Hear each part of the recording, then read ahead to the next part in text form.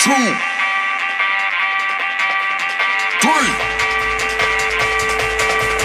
1, 2, 3. Let's go.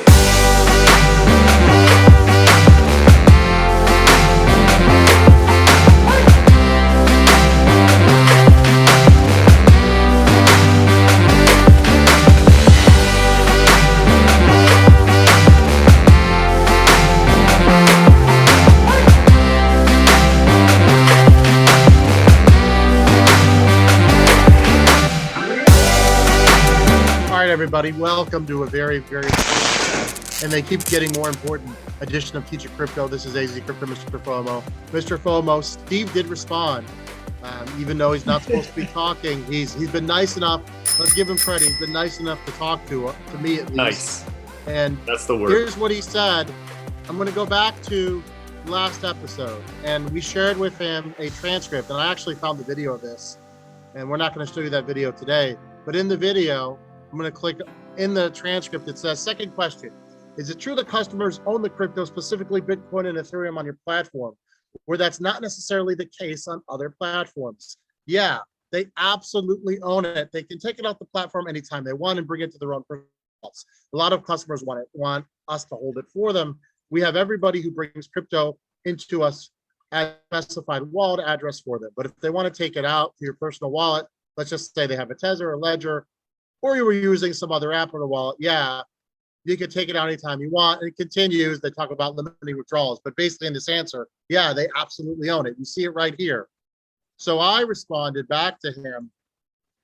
Remember we said so much that like just his statement alone is problematic, because he's saying in a manner of speaking, they own it, but he's not really saying they own it. And then later on, he's talking about they want to take it out to their own personal wallet. They can. Sure, that's great. But go back to that tweet. There was something at the bottom that I had an issue with. I can't click on it, but open that thing back up again. He says, now we have limits on withdrawals, and that's for customer safety and protection. That is not for customer safety and protection. That is for Voyager's safety and protection.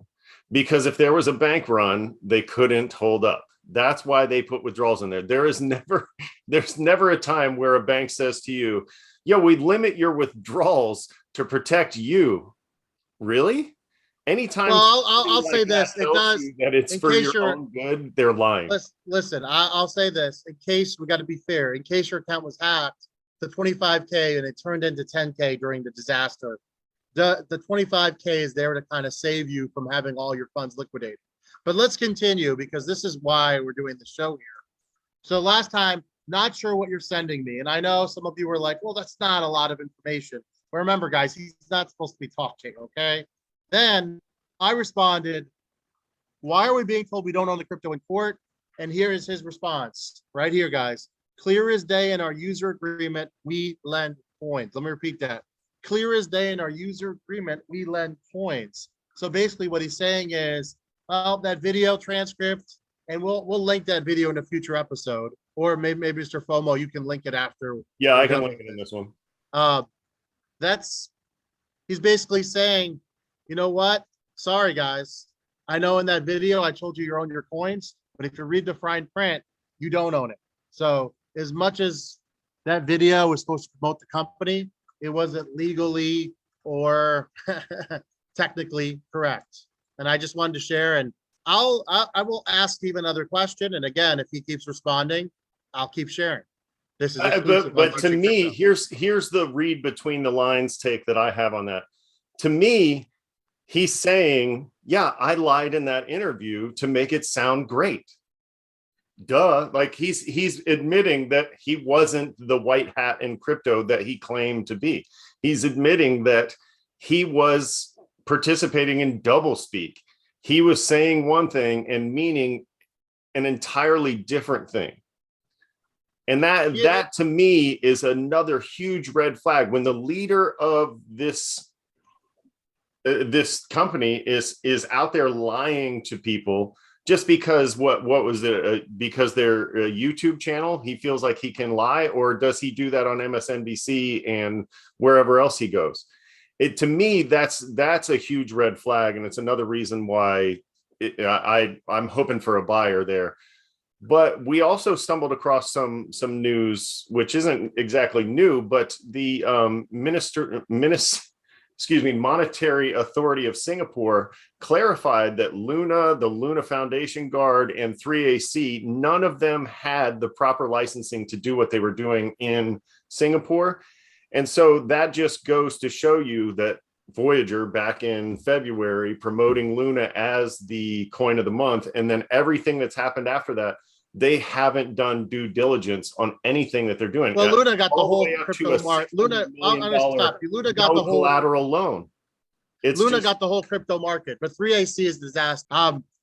But really quickly, Mr. FOMO, the markets, really quickly, market update. Unfortunately, this is what we want to tell people. If you are on Voyager, your current amount that you have in there is not accurate, because from what we've learned from our sources, they took a snapshot of the money that was there at 2 o'clock that Friday Eastern, and that's the amount you actually have in your account right now, technically.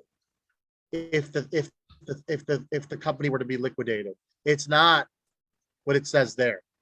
So I think that's important for people to understand. Very, very important.